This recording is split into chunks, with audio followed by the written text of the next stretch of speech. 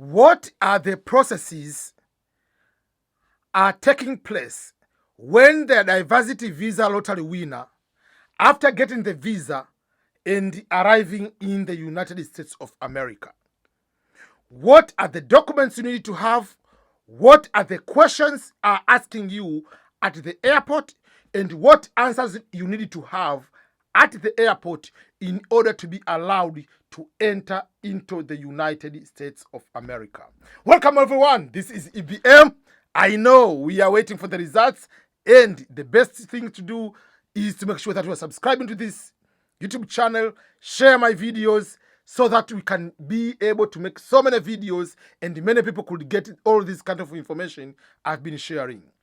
So, I believe one among the happiest days in your life will be the day they are giving you the actual visa at the US Embassy in your country.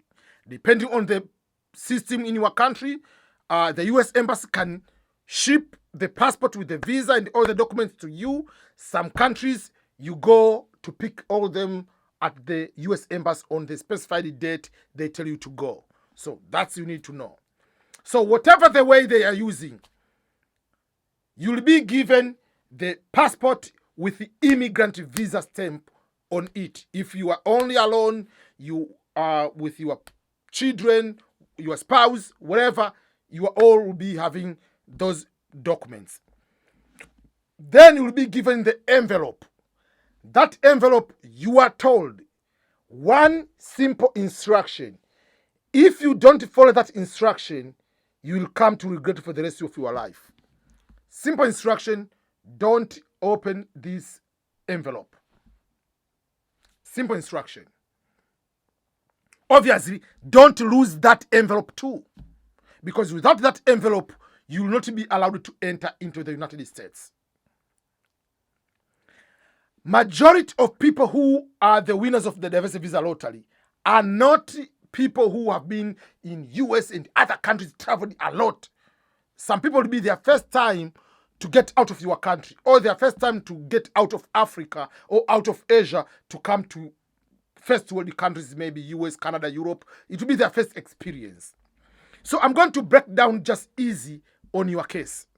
When you are arriving in the United States, let's say you are planning to go to the state of Missouri, or you want to go to Alabama, you are planning to go to whatever state. There is bigger airport where the international flights is arriving, and then from there, after arriving, there are local flights that you are arriving in Chicago. Then you take a flight from Chicago, you are going to Tennessee. Because, for instance, KLOM doesn't go there to Tennessee.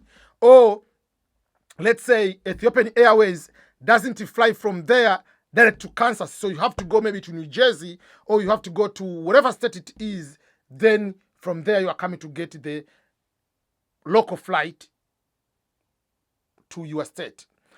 Some people might be, maybe you are arriving in DC and that's your final destination. You are arriving in Chicago and that's your final destination. So whether it's your final destination or not final destination, the first airport you arrive in America is called the port of entry. That is called the passport. You are passing the port of entry. So the first port you are going, the airport or the port of entry you are going, that is the most important one. When you arrive there in America, the first thing, you will all be going in one destination. You are going to the Customs and Border Protection officers to be admitted that you have entered in America. That is before you go to the luggage. So you go, boom, everybody's going to the same direction.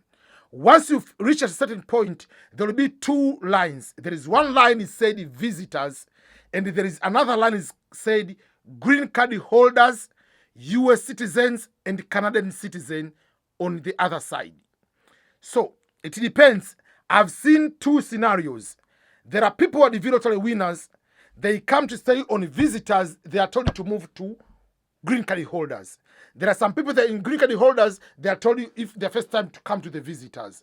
It doesn't matter much, but to my understanding, you are not a visitor because you already have the immigrant visa. So you have a green card even if you don't have the actual card. The visa is immigrant visa. So wherever you go to stay, there is no problem. So even if you go to the US citizen, green card, and Canadian citizen, there is no problem. If you stay on the other side, there is no problem. When you go to the window, if you show that visa, they see that one, they will tell you, give us the envelope. When you give them the envelope, they will take you out from that line.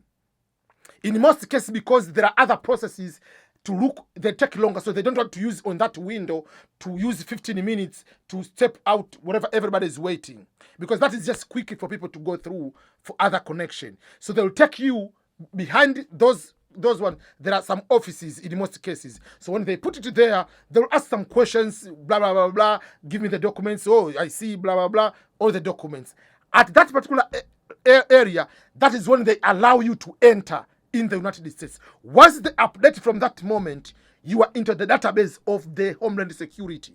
So the people in USCIS immigration, they can trigger to print your ID, your green card, to send to the address you said. Social security number will be able to be processed to be sent to the address you said they are going to send the social security number. So those are the things after when they put it there. They have to put it there and they put into the system that you are now in the United States as a green card holder. And they will tell you, welcome home. Welcome to the United States of America. At that point, you cross that door, you go take your luggage, and you go get your luggage and you decide where to go. If you are going to get a connection to another airport, to get a local flight to another airport, usually the connection flight is just nearby. You drop the luggage, you continue. Or if that is your final destination, you get there, you are green card holder. At that moment, after being allowed to go there, you are allowed to get into another flight to go back to your country if you want as a green card holder. Though you don't have the card, they will send you, you'll have your card. So that is already your green card holder once they enroll you to come to America. Welcome home. The stamp is there. You are already in the United States. Despite that you don't have the actual card, you have the visa only. You'll get the social security. Even if the card will take you 4 to 6 weeks to get the card, you'll be allowed, once you get the social, you'll be allowed to start, get the ID, you're allowed to get employment to any employer exception with the federal government. Life will start from that moment. So you don't need to wait for the actual card to start looking for jobs or to do things as a green card holder. You are already in America. So around that time, they're not going to ask you, so where are you going to stay? Why? Well, they're not going to ask all those questions. What they want to do is the authenticity of that document, which you haven't opened. They prove that you haven't opened. You are good to go. They ask you a few questions. It's just like 4 or 5 minutes. Oh, you'll be having happy, whatever, American dream. They might just put some jokes here to ease you up with American, because they know the expression of America starts from there. That's the responsibility. They are customer service people. Yes, they have to do their job to make sure that everything is correct, but they know their expression to you is what you're going to perceive from day one, what America is all about. So they are going to be very nice people, but professional.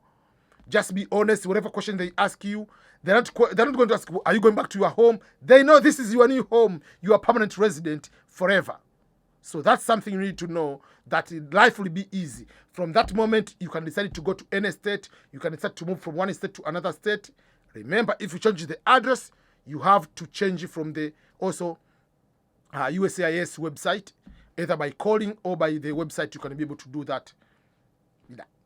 Those are some of the instructions we need to know. So now you know about arriving in the United States as someone who has won the diversity visa lottery.